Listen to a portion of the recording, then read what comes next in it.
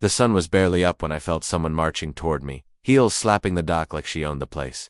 I had my fishing rod in hand, the lake calm and glassy, when a woman I'd never seen before started shouting that I was trespassing on HOA property. She didn't introduce herself. She didn't ask a question. She just waved a clipboard in my face like it was a badge and told me I had 5 minutes to leave before she called the sheriff. What stuck with me wasn't the threat, it was the confidence, a kind of confidence only someone completely wrong can have. Because that lake, it wasn't hers. It wasn't the HOA's. It was mine. Legally, quietly, undeniably. I didn't argue. I didn't raise my voice. I just stood there while she pulled out her phone and told dispatch I was illegally fishing on community land. I listened to every word.com as the water beside me, already knowing this call wasn't going to end the way she thought it would. And before I tell you how the HOA president tried to ban me from my own lake and ended up exposing her entire operation, let me say this. If you want to hear more true stories like this, make sure you hit that subscribe button to HOA Gone Wild. And tell me in the comments, where are you watching from? I moved to Cedar Hollow, Missouri, a few years after my wife passed away. I wasn't running from anything, exactly. I just needed quiet. The kind you only find where mornings start with fog on the water and nights end with crickets instead of traffic. The house wasn't fancy, but it sat near the lake, and that was everything to me. Fishing at dawn became my routine. Some people go to therapy. I went to the shoreline. Waterheldmemories.com, and a sense of continuity that helped me breathe again. What most people didn't know was that the lake wasn't just nearby. It had been part of my family's land long before Cedar Hollow ever had a name. My grandfather bought the property decades ago, back when it was nothing but dirt roads and handshake deals. Ownership passed down cleanly, legally, quietly. No drama, no disputes, just history on paper and taxes paid year after year. For a long time, nobody questioned it. Nobody needed to. Back then, the neighborhood was simple. People waved. Kids rode bikes without permission slips. If someone wanted to fish, they fished. If someone wanted to swim, they swam. There were no signs, no boards, no fees, just neighbors sharing space and respecting it. That started to change the year Linda Carver moved in. She didn't arrive quietly. She showed up with plans. Within weeks, she was knocking on doors, introducing herself as the new HOA president. Even though most of the U.S. didn't remember voting for one, she had the look of someone who'd spent her life in offices and meetings. Perfect posture, tight smile, words carefully chosen to sound reasonable while saying very little. Linda spoke in phrases, not sentences. Compliance, community, standards, long-term value. He talked about the neighborhood like it was a product, not a place people lived. At the first HOA meeting she ran, she had a projector, printed agendas, and a confidence that made it seem like all of this had always existed and we'd just been careless before she arrived. The lake was her favorite subject. She said it needed structure. She said unregulated access was a liability. She said insurance demanded oversight. Within months, laminated signs appeared along the shoreline. Rules were posted every few steps. Fishing hours, swimming hours, guest limits. Then came permits. Then came monthly lake usage fees. Most people didn't argue, not because they agreed, but because they didn't understand. Some of my older neighbors paid the fees without really knowing why. They assumed they'd missed something, that maybe this was how things worked now. One woman down the road cried when she told me she'd been fined for letting her grandson wade in the water without registering him as a guest. Parents were told their kids needed written approval to swim. Someone got a warning for launching a canoe without permission. Linda framed everything as for everyone's benefit, but somehow, everyone felt smaller afterward. I watched it, all from a distance. I never signed a single document. I never paid a fee. I never asked for a permit. Not because I was trying to make a statement, but because none of it applied to me. The lake was part of my property, always had been. I assumed, maybe foolishly, that this would become obvious eventually. Instead, it made me stand out. At first, Linda sent polite emails. Reminders, she called them. Notices about known compliance. I ignored those too. Then the tone changed. The language got sharper. The assumptions heavier. She stopped asking and started telling. Neighbors started mentioning my name. Linda asked them questions about me. How often I fished. Whether I'd paid. Whether I'd been informed. It was clear she didn't like unanswered questions, and I had become one. What really bothered her wasn't the lake. It was the fact that I wasn't reacting. I wasn't angry. I wasn't defensive. I wasn't afraid. People like Linda feed on response. Silence feels like disrespect to them. That's when she started paying attention to me directly. One afternoon, she showed up while I was cleaning my gear. She smiled, tight and practiced, and told me she'd noticed I hadn't registered for lake access. I told her I didn't need to. She asked why. I said, calmly, because I own it. Her smile didn't move, but her eyes changed. She laughed once, sharp and quick, and said, that's not how it works. Then she told me she'd be following up. That was the moment I knew this wasn't going to resolve itself quietly. From that point on, everything escalated. More notices, more pressure, more rules that somehow always landed right where I stood. And that morning, at sunrise, when she came storming down the dock with a clipboard and a threat, I realized something important. This wasn't about a lake anymore. It was about control. Linda didn't like being ignored. I could tell by how quickly her language changed. What started as friendly reminders turned into formal notices, stamped and worded to sound official. According to the letters in my mailbox, I was out of compliance and owed months of back fees for unauthorized lake use. The amounts kept growing, as if numbers alone could scare me into submission. I didn't respond. I didn't argue. I didn't show up to explain myself. That's when she decided to make an example out of me. One morning, I woke up to find new security cameras mounted along the path leading to the water. They weren't subtle. They were positioned to watch anyone who approached the shoreline, angled directly at the spot where I usually fished. A few days later, bright signs appeared, hammered into the ground like boundary markers in hostile territory. Private HOA property, bold letters, numbered, explanation. Just a claim, repeated until she hoped it would become truth. The neighborhood mood shifted. Conversations dropped to whispers. People started comparing notices and fines like contraband. One neighbor got cited for a lawn decoration that had been there for years. Another was warned that his old wooden dock might be considered an unauthorized structure unless he paid to have it inspected. Everything felt suddenly fragile, like any misstep could cost you. That's when I tried.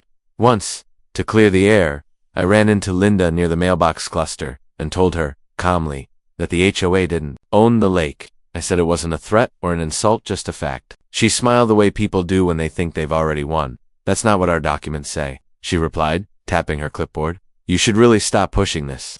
I realized then that she wasn't interested in being right. She was interested in being obeyed. A week later, the sheriff showed up. He was polite, almost apologetic, said he'd received a complaint about illegal fishing on HOA property.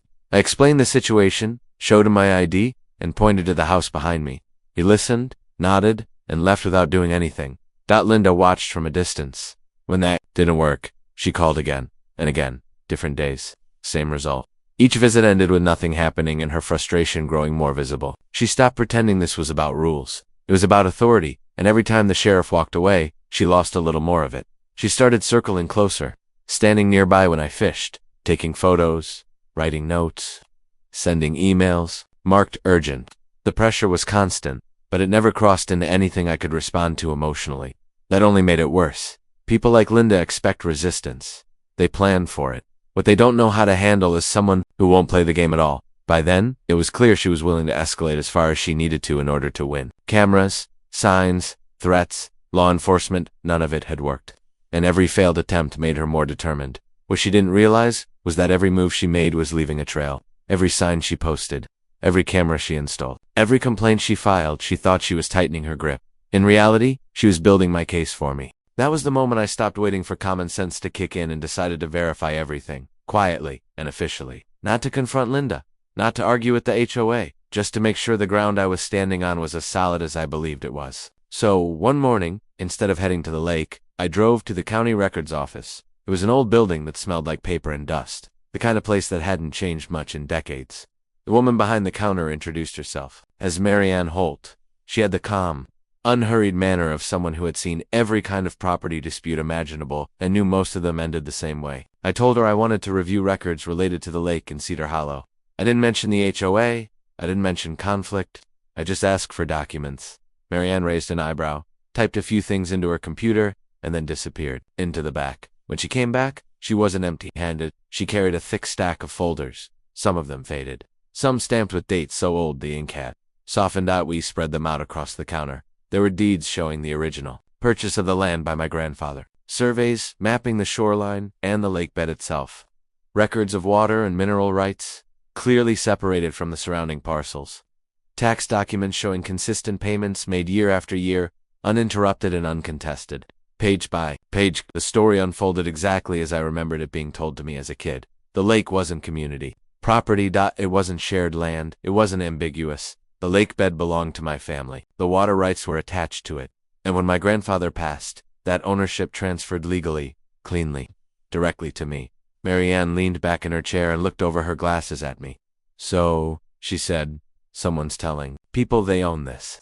I told her about the HOA, about the fees, the signs, the cameras, the complaints. I kept my voice even, but I didn't downplay anything. She didn't look surprised. She sighed, the way people do when they recognize a pattern they've seen before. She checked one more thing while I waited.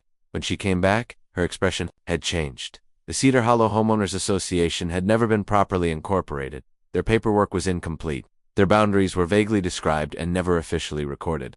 There was no legal document granting them authority over the lake or the surrounding shoreline. On paper, they barely existed at all. But in that moment, the situation shifted in my mind from irritating to serious. Linda wasn't just overstepping. She wasn't just mistaken. She was collecting money for access to property she didn't own and had no right to control. Every permit, every fee, every rule she enforced at the water's edge had been illegal. I asked Marianne what that meant. She didn't hesitate. She told me the signs, the fences, the cameras, anything placed on my land without permission were trespassing. The fees collected could be considered unlawful. And the repeated complaints to law enforcement, knowing she had no ownership, bordered an abusive process. I left the records office with copies of everything. Not highlighted, not annotated, just facts. Clean, boring, undeniable facts. Driving home, I felt something I hadn't felt in months. Not anger, not triumph. Clarity. Linda thought. She was enforcing rules. In reality, she had built an entire operation on property she didn't own, authority she didn't have, and confidence that had never been tested. She believed paperwork made her powerful. What she didn't understand was that real ownership doesn't announce itself. It waits. And now, it was time to stop waiting. Once I had the records in my hands, the truth felt heavy in a different way. I could have marched straight over to Linda's house, dropped copies of the deeds on her porch, and ended the whole thing in an afternoon. But that kind of ending would have given her something she didn't deserve control over: how the story was told.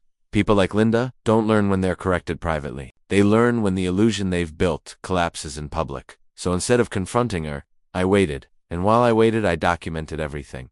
I started with the neighbors. Quiet conversations. Nothing dramatic.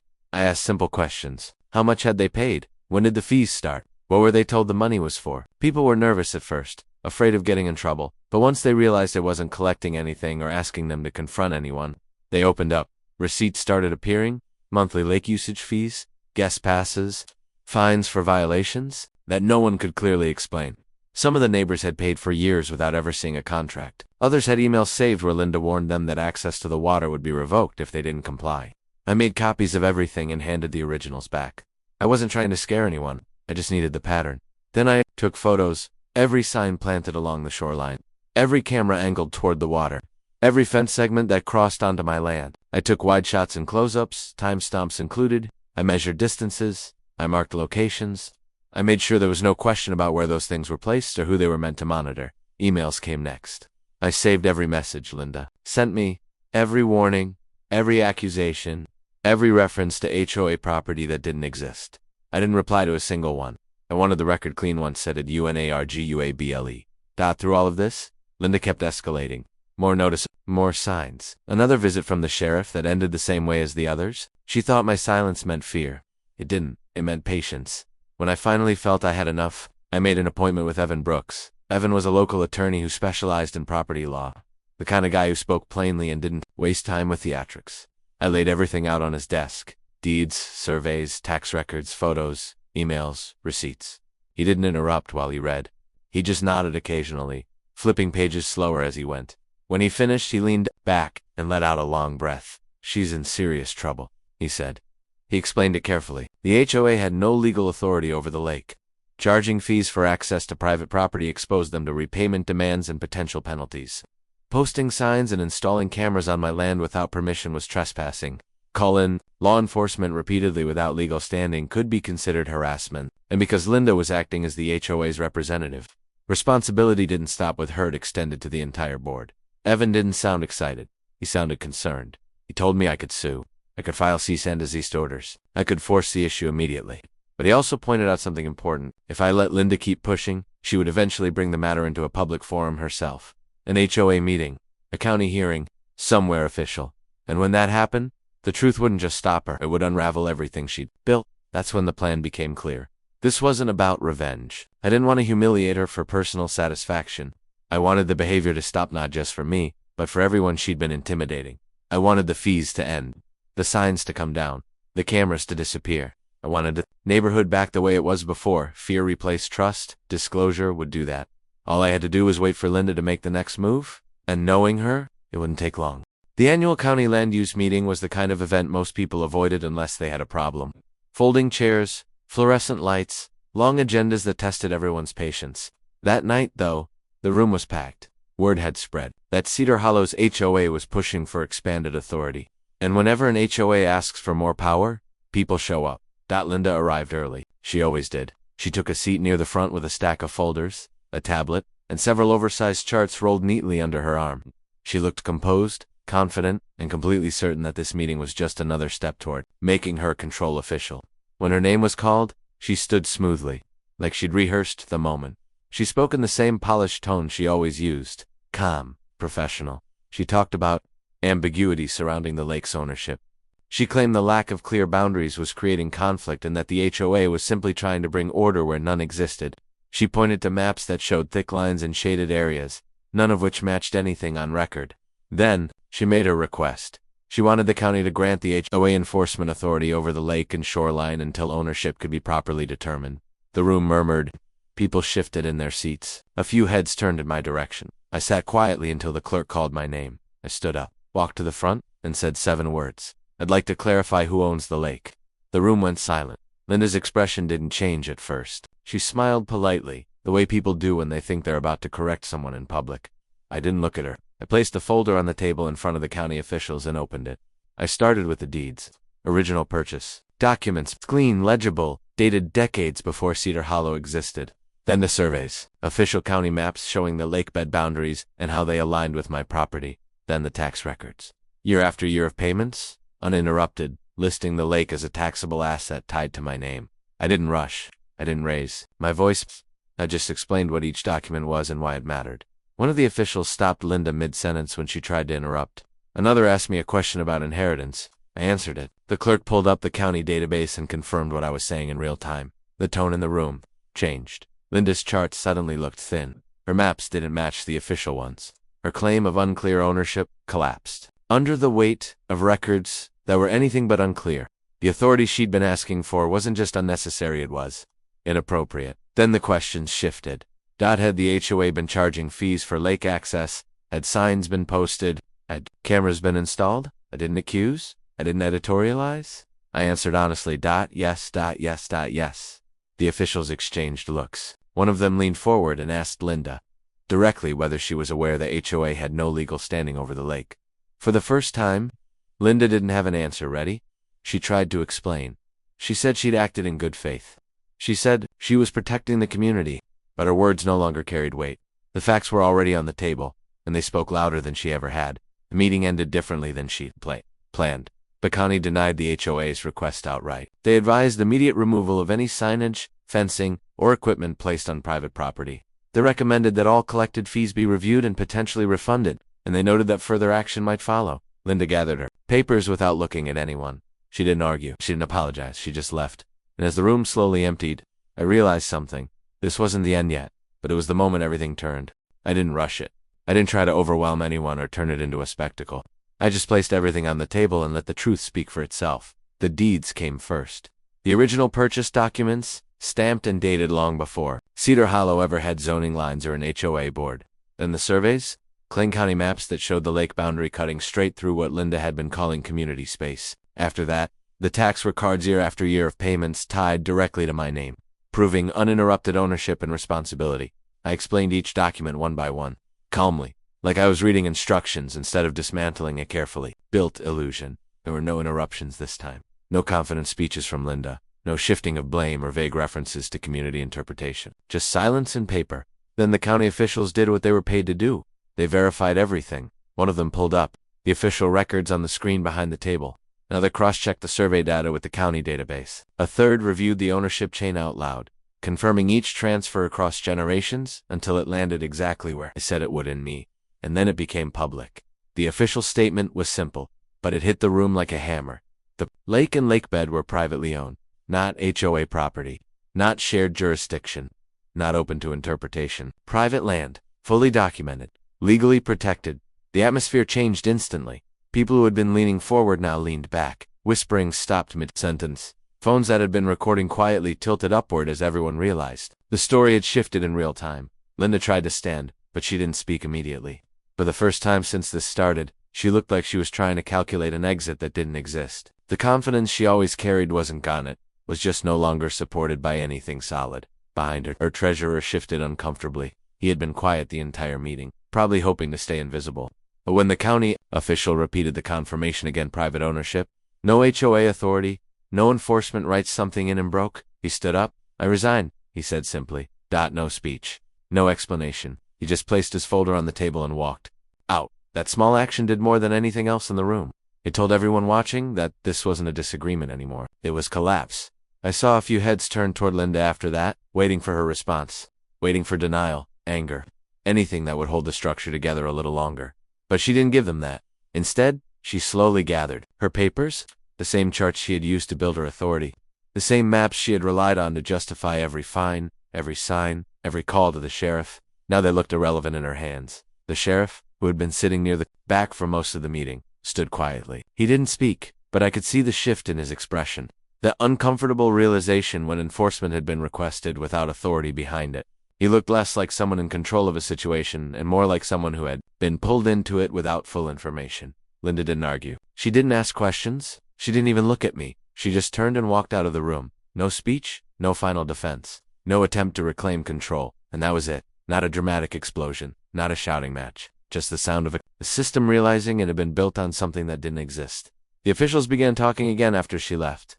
This time about next steps, formal notices, corrections to records, and the reversal of unauthorized actions. But I barely heard them, because the important part was already over. The story Linda had been telling for months didn't end with a fight, it ended with confirmation. And once that confirmation was spoken out loud, there was nothing left to argue against. Part 8. Aftermath. It didn't collapse overnight. Not officially, at least. But the HOA had already been hollowed out in that meeting room. And what remained afterward was just the slow realization that authority only exists as long as people agree to recognize it. Within weeks, the enforcement letters stopped coming. At first, people weren't sure if it was temporary. Some still checked their mail, expecting fines for things as small as grass height or parking angles. Others kept their receipts and records as if the conflict might suddenly restart.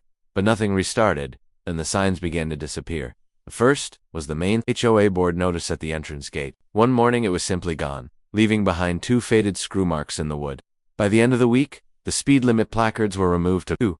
The private community rules board near the mailboxes followed soon after, carried away by someone who didn't announce themselves or explain anything. It felt less like rebellion and more like evaporation. The structure hadn't been defeated in a dramatic sense. It had just stopped being maintained without enforcement. It had nothing left to stand on. The fences came next. Some residents removed them carefully, section by section, like they were undoing a long misunderstanding. Others hired workers and had them taken down in a single afternoon. In places where the fencing had once divided neighbors into inside and outside, there was suddenly only open space and unfinished edges in the ground where posts had been. Grass began to grow over old boundary lines. No one bothered to enforce it anymore. Even the lake, once the center of control, restriction, and argument, looked different. Not physically, but socially. The tension that had wrapped around it 4 years started to loosen. People came back to it slowly, cautiously at first. A few walkers in the morning, children at the edges, fishermen returning without checking for permission slips or laminated passes. No. One announced that rules were gone. They just weren't enforced anymore. And eventually that became the only announcement that mattered. Refunds were issued quietly. Some arrived as checks in plain envelopes. No explanation attached beyond line items and dates. Others were direct deposits labeled simply as community adjustment. A few residents called to ask questions.